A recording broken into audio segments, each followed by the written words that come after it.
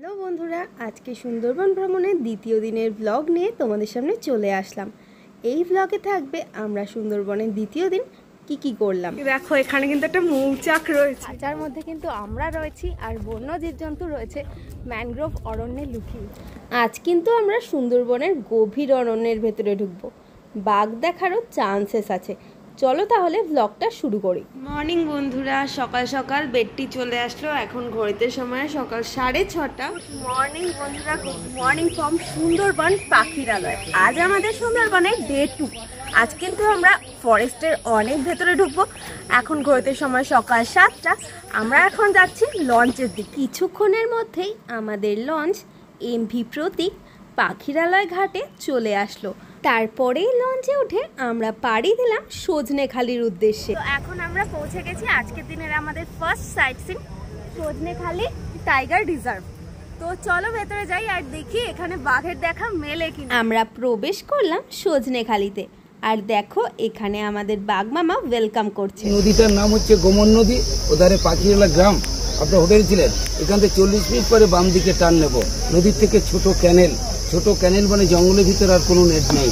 গতকাল আসার সময় যে নেটটা দেখলেন, এটা আমাদের বাংলাদেশ কালীতলা থেকে একদম আমাদের মাতলা রেঞ্জ, যেটা নামখানার কাছাকাছি যেতে ওই পর্যন্ত পুরো নেট দেওয়া আছে। কারণ এই নদী সাঁতার কেটে বাঘ কিন্তু গ্রামে চলে যায়। আপনার মাঝে মাঝে পেপারে টিভিতে খবরে যেটা শোনেন, সেই সঙ্গে সঙ্গে এই নেটটাকে এক কথায় বলা হচ্ছে সাইকোলজিক্যাল ব্যারিয়ার। এটা 1995-96 সাল থেকে এই নেটটা দেওয়া। এই নেটটা দিয়ে যেমন বন্যপ্রাণীকে গাছ করা হয়েছে, গ্রামের মানুষের ভয় অনেকটা কমেছে। সজনেখালি সুবর্ণখালি দৌমাকে আমাদের 3টে ওয়াচ টাওয়ার আছে জঙ্গলের ভিতরে। সজনেখালিটা প্রথম নেমেছি, এরপরে 2টো স্পট পাবো। আর ম্যাক্সিমাম টাইম কিন্তু জলপথে ঘুরবো, দুদিকে জঙ্গলের পাড়, দুদিকে বদ্বীপ। আপনার পীরখালি বদ্বীপের না পীরখালি জঙ্গলের নাম শুনেছেন? সেই পীরখালি জঙ্গলের জলপথে যাবো আজকে 7 থেকে 8খানা বদ্বীপের সাইড দিয়ে। যদি ভাগ্য ভালো থাকে তাহলে আমরা বাঘ দেখতে পাই। সজনেখালি এসে প্রথমেই আমাদের দেখা মিলল কচ্ছপ। এটি একটি কাচের ঘরের মধ্যে রাখা রয়েছে। কচ্ছপ ছাড়াও কিন্তু এখানে বিভিন্ন ধরনের বন্যপ্রাণী রয়েছে, ভাগ্যে থাকলে অবশ্যই দেখা মিলবে। এখানে একটি ওয়াচ টাওয়ারও রয়েছে। সজনেখালি টাইগার রিজার্ভে আমার পেছনে ওয়াচ টাওয়ারটা দেখতে পাচ্ছ। এই ওয়াচ টাওয়ারের পাশে কিন্তু মিষ্টি জলের পুকুর রয়েছে, মানে বৃষ্টির জল সংরক্ষণ করে রাখা রয়েছে।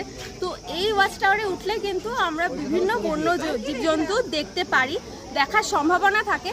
তো চলো ওয়াচ টাওয়ারে ওঠা যাক। দেখো এখানে কিন্তু একটা মৌচাক রয়েছে, মিষ্টি জল। সামনে দেখতে পাচ্ছ যে জলের পুকুরটা রয়েছে, সেটা কিন্তু মিষ্টি জলের পুকুর। মানে এখানে কিন্তু বৃষ্টির জল সংরক্ষণ করে রাখা রয়েছে। আর এখান থেকে কিন্তু বন্য জীবজন্তু দেখার চান্সেস অনেক বেশি, কারণ এখানে বন্য জীবজন্তুরা জল খেতে আসে। সামনে যেই পুরো সবুজ দেখতে পাচ্ছ, এটা কিন্তু সুদীর্ঘ ম্যানগ্রোভ অরণ্য।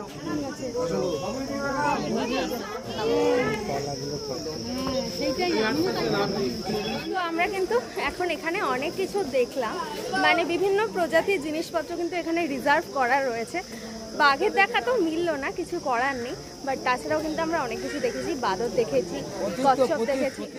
দেখো এখানে কিন্তু আমরা কুমিরও দেখতে পেয়ে গেছি। অরিজিনাল চোখ নড়াচ্ছে, বোঝো তুমি চোখ নড়লো। এই যে এখানে কিন্তু কুমির, সব কুমির।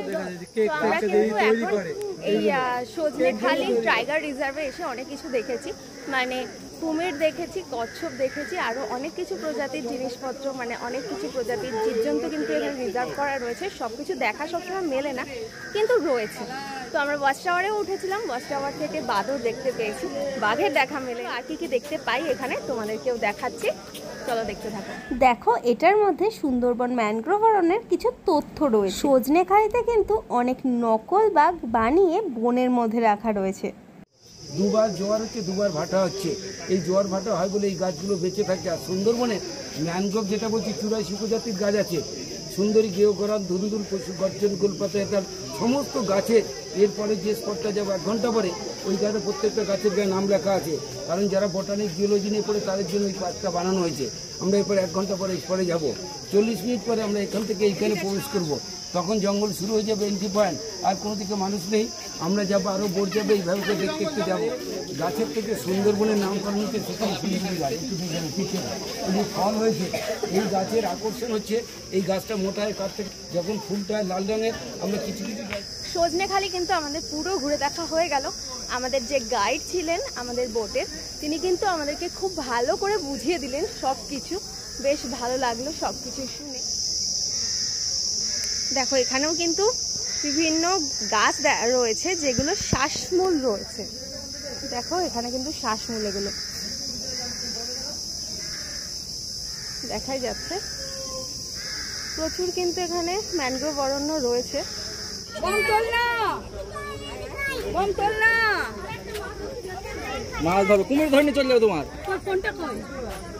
সজনেখালি ঘুরে দেখার পর আমরা চলে আসলাম আমাদের বোটে, আর আমাদের বোট আমাদের নিয়ে এগিয়ে চললো আমাদের নতুন গন্তব্যের দিকে। এই সুবিশাল নদীপথের সামনে এগিয়ে যেতে যেতেই আমরা কিন্তু তাকিয়ে বসে থাকলাম পার্শ্ববর্তী ম্যানগ্রোভ অরণ্যের দিকে, যদি কোনো ক্রমে বাঘের দেখা মিলে যায় সেই উদ্দেশ্যে। এরপরেই আমাদের জন্য চলে আসলো আজকের ব্রেকফাস্ট। লঞ্চে ওঠার পর আমাদের জন্য চলে এসেছে আজকে সকালের ব্রেকফাস্ট। ব্রেকফাস্টে আছে নান পুরি, তার সাথে রয়েছে চানা মশলা। চলো খেয়ে টেস্ট করে বলি কেমন খেতে।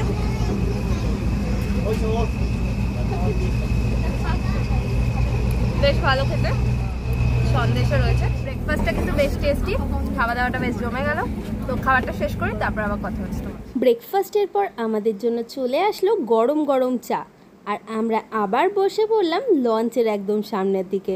এরপরেই আমরা পৌঁছে গেলাম আমাদের পরবর্তী গন্তব্যে। এখন আমাদের বোট আমাদেরকে পৌঁছে দিয়েছে আমাদের নেক্সট সাইটে। আমরা এখন রয়েছি সুদর্ণখালিতে। এখানে কি কি আছে চলো ঘুরে দেখাই।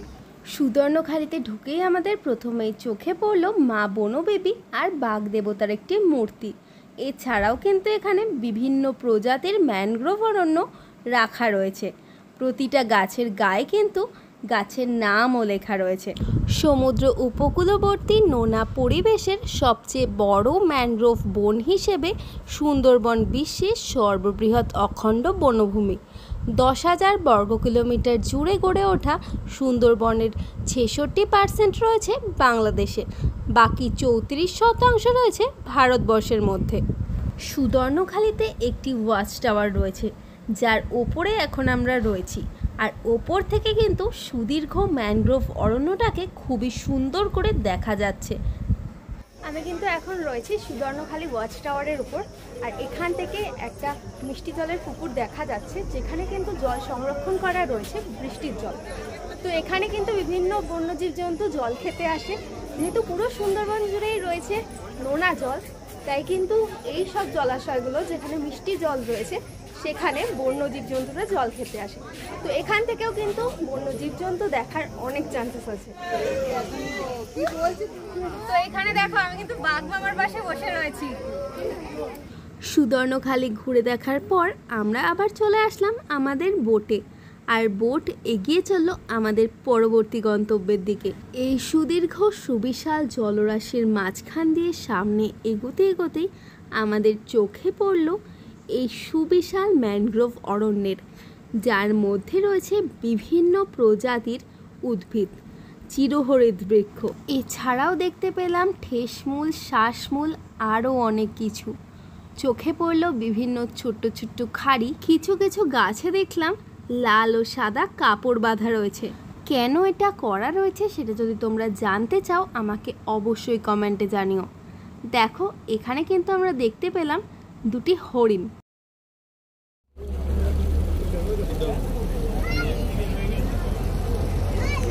চারপাশে প্রাকৃতিক সৌন্দর্য দেখতে দেখতেই আমাদের জন্য চলে আসলো আজকের স্ন্যাক্স। তো এই যে ভেজ পকোড়া চলে এসছে। এখন ঘড়িতে সময় সকাল 11:30। ব্রেকফাস্টের পর আমার জন্য এসেছে ভেজ পকোড়া, আর মাছ খেয়ে থাকলে আসবে হচ্ছে আমুদি মাছের পকোড়া।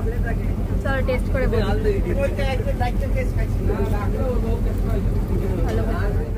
এরপরেই চলে আসলো গরম গরম লিকার চা।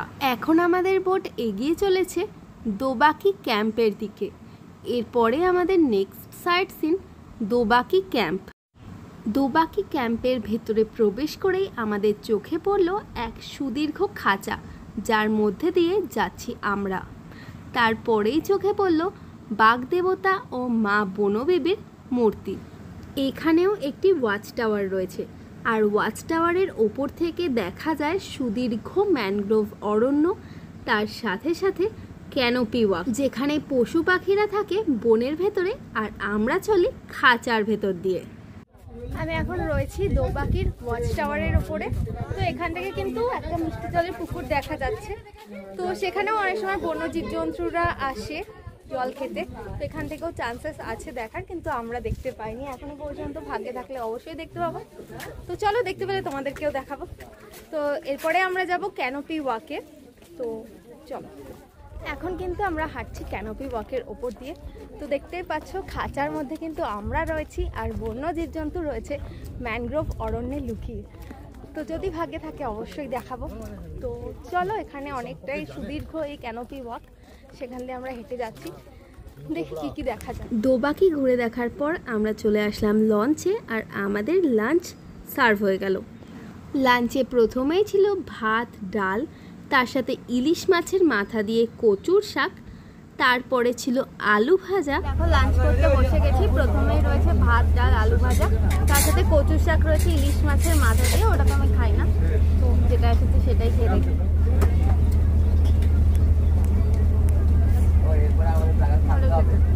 এরপরেই চলে আসলো বাগদা চিংড়ির মালাইকারি।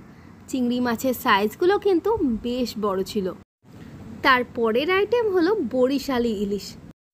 আমি ইলিশ মাছ খাই না, তার জন্য আমার জন্য রয়েছে পনির। পনিরটাও বেশ সুন্দর ছিল। তারপরেই শেষ পাতে চলে আসলো চাটনি আর পাঁপড়, আমার সব থেকে ফেভারিট আইটেম। লাঞ্চ শেষ করার পর চলে আসলাম লঞ্চের একদম সামনের দিকে। তাকিয়ে থাকলাম সুদীর্ঘ ম্যানগ্রোভ বনভূমির দিকে। লাঞ্চ করার পর এখন এসে গেছে পাকা আম। পরপর কিন্তু খাওয়া দাওয়া চলছে।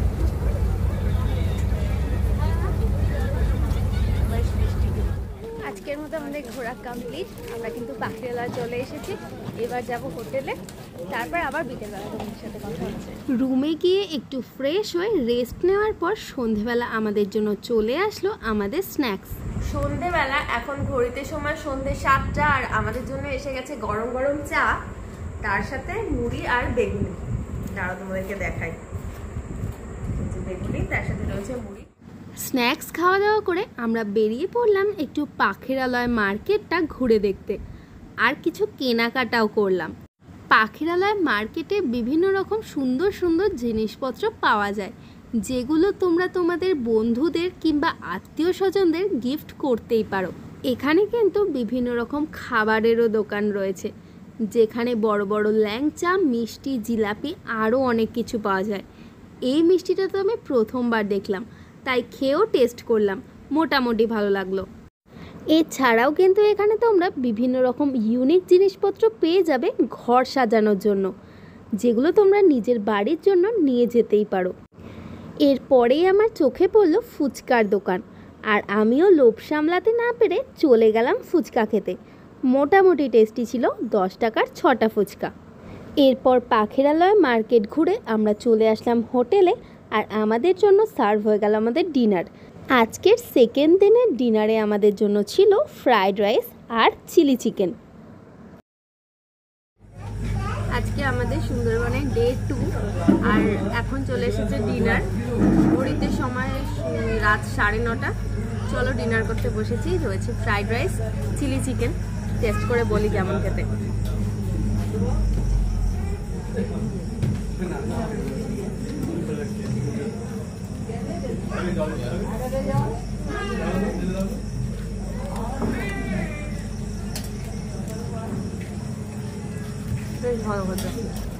শেষ পাতে চলে আসলো মিষ্টি।